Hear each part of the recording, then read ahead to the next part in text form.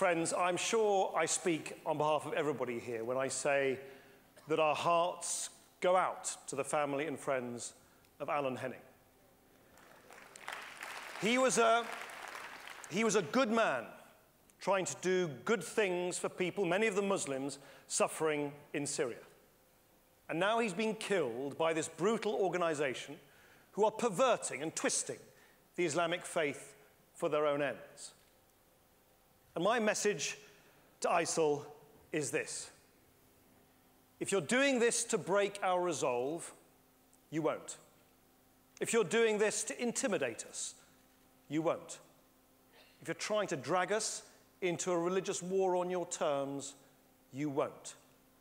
What you will find is a Britain, calm, determined, which is going to play its part in hunting you down and ridding the world of your barbaric violence. What you are doing is sick and twisted, and you are not going to win.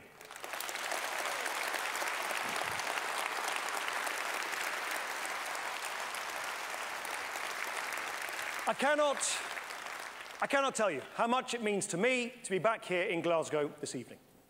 A city at the heart of this proud nation of Scotland, a nation at the heart, I am very happy to say, of our United Kingdom.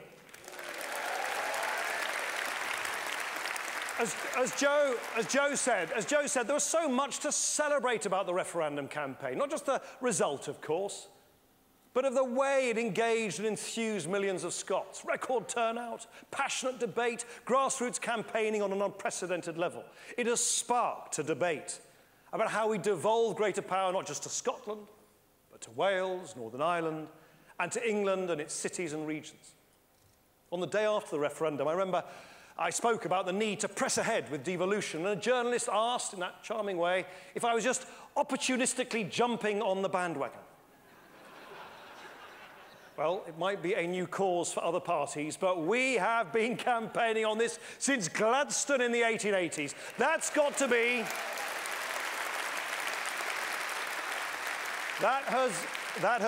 to be the slowest bandwagon in British political history. And the referendum, of course, also brought out some of the very best in us as a party. Not just our senior Scottish figures, Willie, Alistair, Danny, Joe, Charles, Ming and Mike, but great as that team is, and lucky as we are to have them in our ranks, this was a campaign won through the blood, sweat, tears and camaraderie of an army of grassroots campaigners. That's what you, conference, did. This was your victory.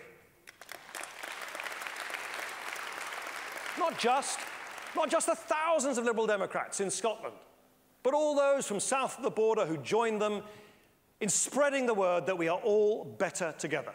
So, I am very proud to welcome you to this gathering of a proud, united party in a proud, united kingdom. Of course, this is no time for complacency. Alistair could start the Shetland secession movement any moment. Delighted though I am about the choice the Scottish people made and of our part in that campaign, we must remember that this was a close-run thing. Many, many Scots chose a different path. Many feel bruised that the future they wanted for their country will not come to pass. Many people feel that right here in this city, where a majority of Glaswegians voted for independence, Scottish people did not vote to maintain the status quo. So now is the time for us to come together, to heal our divisions, and to get on with the business of giving the people of Scotland more power over their own lives. We must unite Scotland behind change and put the divisiveness of the last 3 years behind us to build one Scotland. We now have a rare opportunity, a rare moment of consensus. There will be more powers, more control, and more freedom for the people of Glasgow and the people of Scotland, just as there will be for the people of Wales, Northern Ireland, and England.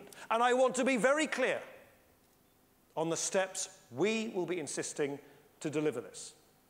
First, new powers for Scotland will be delivered as promised. No ifs, no buts. Not conditional on any other reforms. We, the Liberal Democrats, are the guarantors in government that there will be no backsliding on this.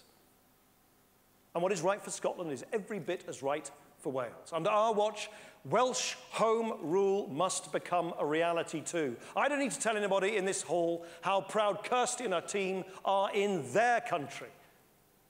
Second, we need to settle the question of English and Welsh MPs voting on English and Welsh-only matters. But this must not be a politically motivated stitch-up to give the Conservatives a permanent majority when they have a minority of votes cast in England. Fairer votes. Fairer votes for English matters, not Tory votes for English matters. David Laws has put forward a proposal for a grand committee with the power to vet English laws made up of English MPs on a proportionate basis. Welsh MPs, selected on the same basis, would take part when matters that affect both England and Wales are debated. So now let's see whether the Tories are serious about fair constitutional reform or whether what they were hoping for all along is a grubby power grab in Westminster without a mandate from the voters to do so. Third, we need a new constitutional settlement for the United Kingdom, and this must be led by the people, not politicians. We want a constitutional convention with a citizens' jury at its heart, starting next year with a clear timetable. And fourth, and perhaps most important of all, I want a much more radical approach to decentralisation in England. A new legal right, devolution on demand, for local areas to demand more powers from Whitehall. We need to give communities the opportunity to decide their own affairs, not just accepting scraps handed out by politicians in Whitehall, but what they want for their local area. I simply will not allow the Conservatives to rearrange the deck chairs in Westminster without ensuring that Westminster gives away more power.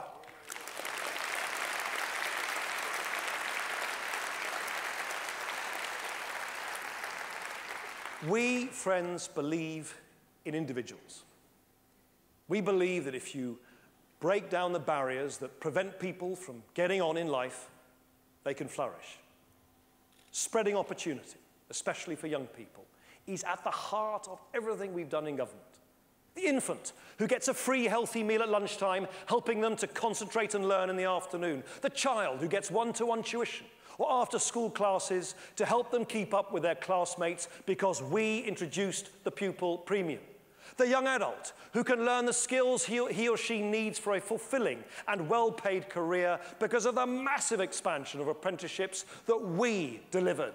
The young parents who can decide for the first time how to share their leave after their baby is born, who can go back to work if they want because we have extended free childcare. The gay couple who can now marry, the low-paid worker who no longer pays any income tax, and the millions more who can keep more of their own money. The retired couple with more money every month because we introduced the triple lock on pensions. That is a record of action of which I am hugely proud. A record of action. A record of action putting opportunity at the heart of this government's agenda. And there is so much more that we can do. Think for a moment, just imagine for a moment, what people's lives could be like in 2020 after the Liberal Democrats have been in government again. School children eating healthy, free school meals, not just in the early years, but every year in primary school. Young adults who can afford their daily commute to work or training because we've cut the cost of their bus travel. Fathers able to spend more time at home with their babies. More young parents able to return to work because we've extended free childcare even further. More low-paid workers no longer paying income tax, and millions more paying less tax. Pensioners continuing to get generous rises in their state pensions because we have written the triple lock into law. Our children no longer paying for our generation's mistakes because the deficit has been eliminated and debt is falling. And every family safe in the knowledge that the NHS is properly funded now and in the future. More opportunity, more freedom, fewer barriers. I'm proud of our record of action, and I want us to be in government again so that we can do more, so that we can continue to build a stronger economy, a fairer society where everyone has the opportunity to get on in life. That's what we are fighting for. So what are we fighting against? Imagine again, if you can bear it, what it would be like in 2020, but this time with the Conservatives in government on their own. Britain diminished, divided, after a botched attempt to renegotiate our relationship with Europe and a vote to withdraw from the European Union. Companies pulling out of the UK, left, right and centre, the markets losing confidence, hiking up our borrowing costs and halting the recovery in its tracks. Workers fearing for their jobs, not just because the companies they work for are plunged into uncertainty, but because their bosses can fire them at will, no questions asked. The young and the working poor hit time and time again as George Osborne takes his axe to the welfare budget with no regard for the impact on people's lives. Schools run in the interests of profit for shareholders rather than the chances of their pupils. A Home Office state snooping on your emails and social media. Opportunity reserved for a few at the top and everyone else told to make do with what they've got. A Tory leadership in hock to their right wing, desperately running after and pandering to UKIP's ugly nationalism. A Prime Minister trapped between being a poor man's Margaret Thatcher and a rich man's Nigel Farage. Compassionate Conservative. Do you remember conservatism? Do you remember that? Just a soundbite from a bygone age. Now that was made explicitly, abundantly clear last week at their conference. One by one, the Tory contenders took to the stage to reveal their true colours. George Osborne talked about balancing the books on the backs of the poor. Theresa May explained how she wants to trample over our hard-won civil liberties. Boris, I'm actually not sure what Boris said, but he did. He kind of waved a brick and played with his hair. And Michael Gove, after spending 4 years driving teachers out of their profession, now as Chief Whip is doing the same to defecting Tory MPs.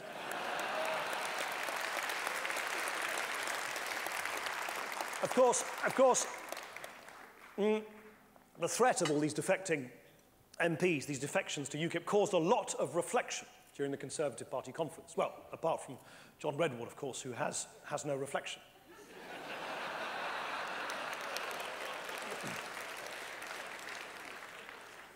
Now imagine if you must, again, if you must.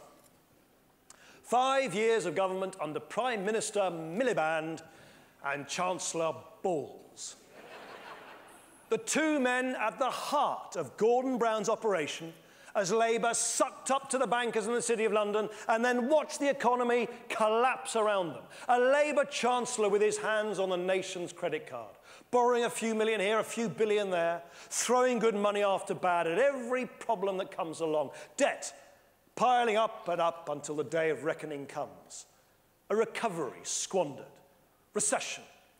Unemployment soars again, especially for the young. Fear, insecurity, opportunity stifled. Hopes and aspirations killed, stone dead.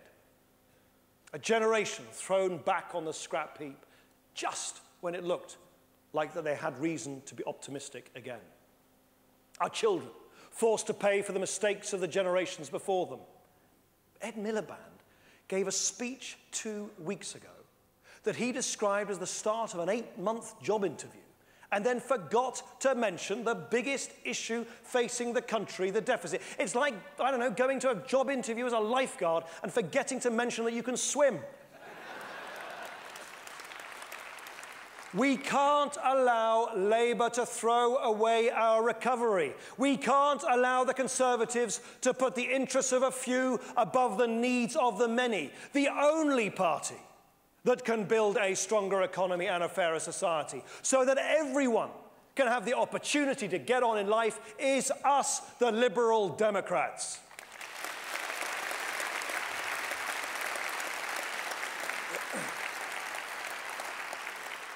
That's what we're fighting for.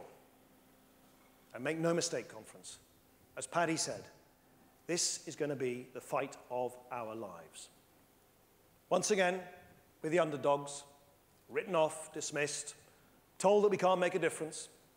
I don't know about you, but I've heard this all before. We have upset the odds before, and we will upset the odds again. If we want to make a difference to people's lives, we can, but boy, do we have to fight for it. If we want to give young people the opportunity to reach their potential, regardless of their background, we can, but we have to fight for it. If we want to build a stronger economy and a fairer society, we can, but we're going to have to fight for it. If we want to stop Labour and the Conservatives from taking Britain backwards, we can, but we have to fight them tooth and nail to do it.